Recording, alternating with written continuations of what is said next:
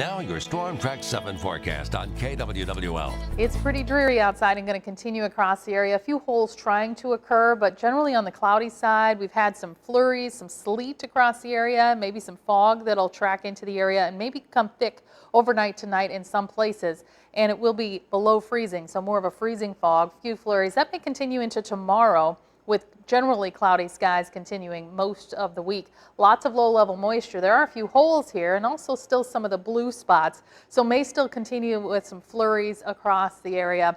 Also, the fog, while not extremely dense, down to about 2 miles in Tamo, down to 1 mile just outside of our viewing area. So we will see that patchy fog across the area may become a little more widespread. Despite the fact that we have clouds, temperatures are going to drop a few degrees. We're mostly in those 20s, which is actually right where we should be for this time of the year.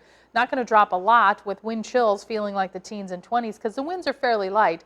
They are going to be 5 to 15 miles per hour for a few more hours from a westerly direction, becoming more northwest and dying down even more. They're going to stay about 5 miles an hour or less in many communities as they turn more to a northwest to northerly direction.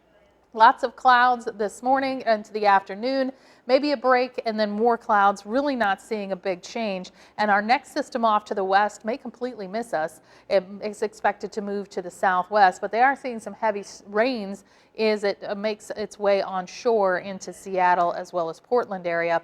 We're going to stay relatively dry, although we will see some flurries and some areas of fog. Otherwise, mainly cloudy skies. Lows will drop into mostly the low to mid 20s for the morning hours. Sunset is at 7:25. Winds are going to stay on the light side for tomorrow.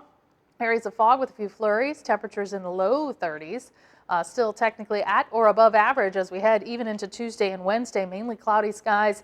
Could see a little bit of a patchy light wintry mix Tuesday night. Really staying fairly dry. Not expecting too many problems. Overnight lows mostly in the teens and 20s for much of the week. We'll see highs very slowly working back into the mid 30s by Friday as the next system tracks in. That does bring a chance for some light snow Friday into Saturday, possibly Saturday morning.